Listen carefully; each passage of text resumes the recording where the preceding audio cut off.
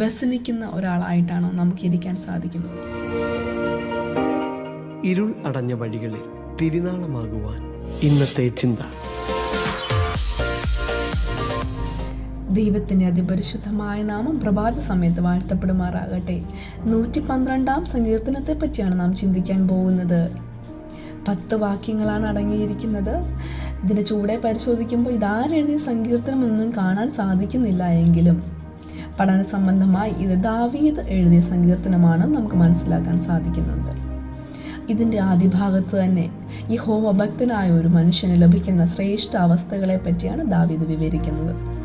അതിൻ്റെ ഒന്നാമത്തെ ഭാഗ്യാവസ്ഥ എന്ന് പറയുന്നത് അവൻ്റെ സന്തതി ഭൂമിയിൽ ബലപ്പെട്ടിരിക്കും എന്നതും, രണ്ടാമത് ഐശ്വര്യം സമ്പത്തും അവൻ്റെ വീട്ടിൽ ഉണ്ടാകുമെന്നാണ്.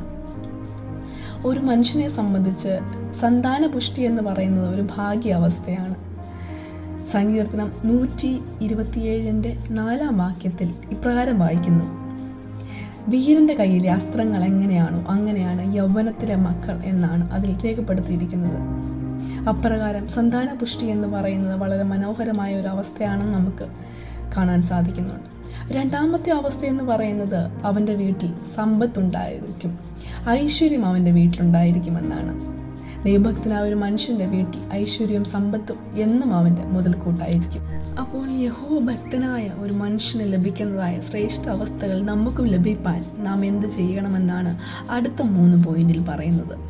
ഒന്നാമതായി നാം ശ്രദ്ധിക്കേണ്ട കാര്യം യഹോവയെ സ്തുതിക്കണം. രണ്ടാമത്തത് യഹോവയെ ഭയപ്പെടണം. മൂന്നാമതായി അവൻ്റെ കൽപ്പനകളിൽ നാം ഏറ്റവും ഇഷ്ടപ്പെടണം. ഈ അദ്ദേഹത്തിൻ്റെ അവസാന ഭാഗത്തിലേക്ക് കടന്നു വരുമ്പോൾ ദൈവഭക്തനല്ലാത്ത ഒരു മനുഷ്യന് സംഭവിക്കുന്ന 2-3 കാര്യങ്ങളെ പറ്റിയാണ് സങ്കീർത്തനക്കാരൻ വിവരിച്ചിരിക്കുന്നത്. അതിൻ്റെ ആദ്യ ഭാഗത്തായിട്ട് പറയുന്നത് യഹോവ ഭക്തന് സംഭവിക്കുന്ന നന്മ കണ്ട് അവൻ വ്യസനിക്കുമെന്നാണ് പറയുന്നത്. രണ്ടാമത്തേതായിട്ട് അവൻ പല്ല് കടിച്ച് ഉരുകിപ്പോകും. മൂന്നാമതായിട്ട് അവൻ്റെ ആശ എന്നേക്കുമായി നശിച്ചു പോകും. അപ്പോൾ എന്നെ കേൾക്കുന്ന ദൈവമക്കളോട് എനിക്ക് ചോദിക്കാനുള്ളത്, ഒരു ദൈവഭക്തനായിട്ടിരിക്കണോ അതോ വ്യസനിക്കുന്ന ഒരാളായിട്ടാണോ നമുക്ക് ഇരിക്കാൻ സാധിക്കുന്നത്?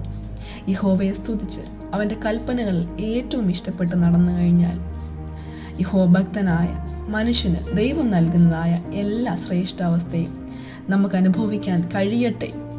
തുടർന്ന് ദൈവസന്നിധിയിൽ പ്രാർത്ഥിക്കാം എന്ന് പറഞ്ഞുകൊണ്ട് നിർത്തുന്നു.